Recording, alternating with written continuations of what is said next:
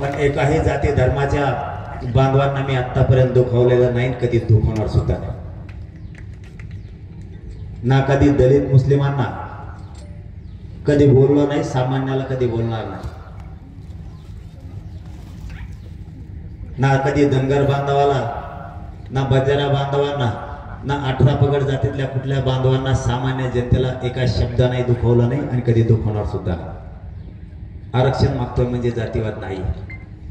माझ्या गरिबांच्या लेकराला ते भविष्यासाठी लागतंय म्हणून ते मागतो आणि ते मागणार.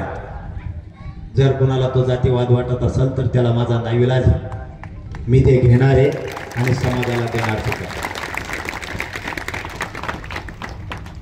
या आनंदाच्या सोहळ्याच्या निमित्तानं 2-3 गोष्टी केल्या तरी खूप. पहिली की वैयक्तिक असो, सामाजिक असो किंवा राजकीय तुमचा वाद असो, तो सोडून सगळ्यांनी आनंदाने आणि एकजुटीनं राहून एकमेकाला सहकार्य करा. हे महत्वाचं आहे.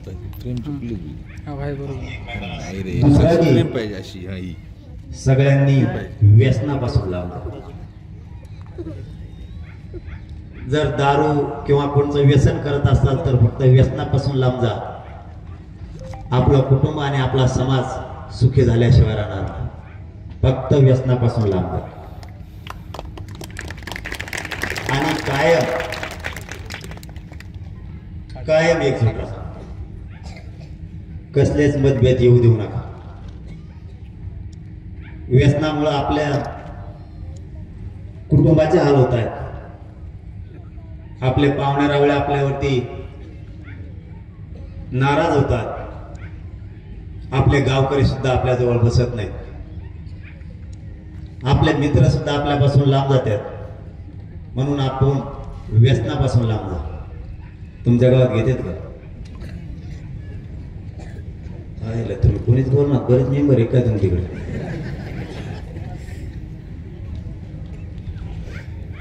तुमच्या पाय पडून सांगतो, घरी गेल्यावर एकदा लेकराकडे बघा.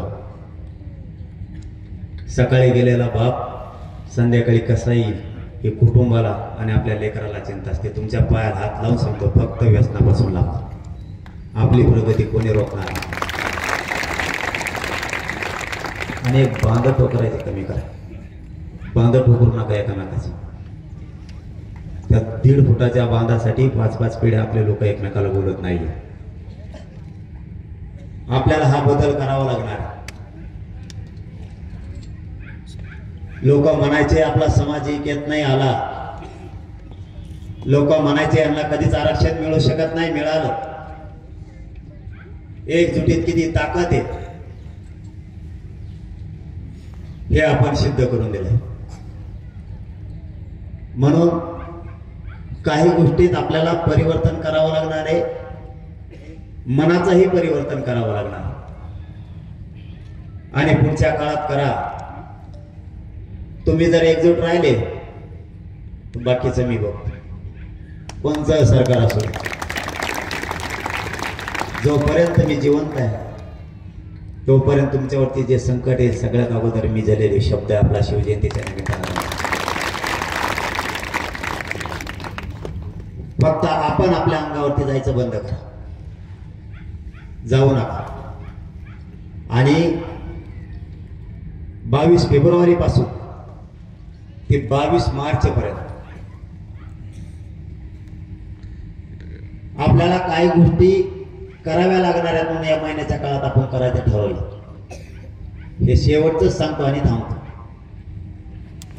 हा समाज एकत्र आला पण गावखेड्यातल्या गोरगरिबांच्या अडचणी आणि समस्या खूप आहेत. नुसतं एकत्र येऊन उपयोग नाही.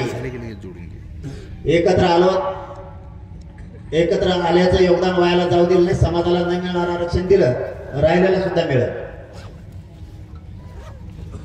छोट्या छोट्या इतक्या समस्या आणि अडचणी इतके ते सोडवायला कोणीच नाही.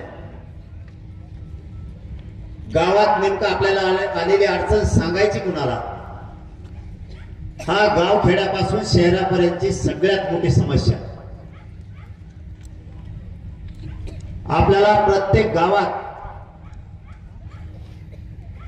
सेवक म्हणून एक का होईना माणूस द्यावा लागणार आहे, म्हणजे सगळं गाव त्याला त्याच्या अडचणी सांगणार. आपल्याला हे करावंच लागणार. नुसती गर्दी आणि मोठमोठ्या सभा यातून समस्या लोकांच्या सुटणार नाही. लोकांना हाक मारली की लोक लाखात एकत्र येत आहेत, पण त्यांच्या आडी अडचणीचं काय?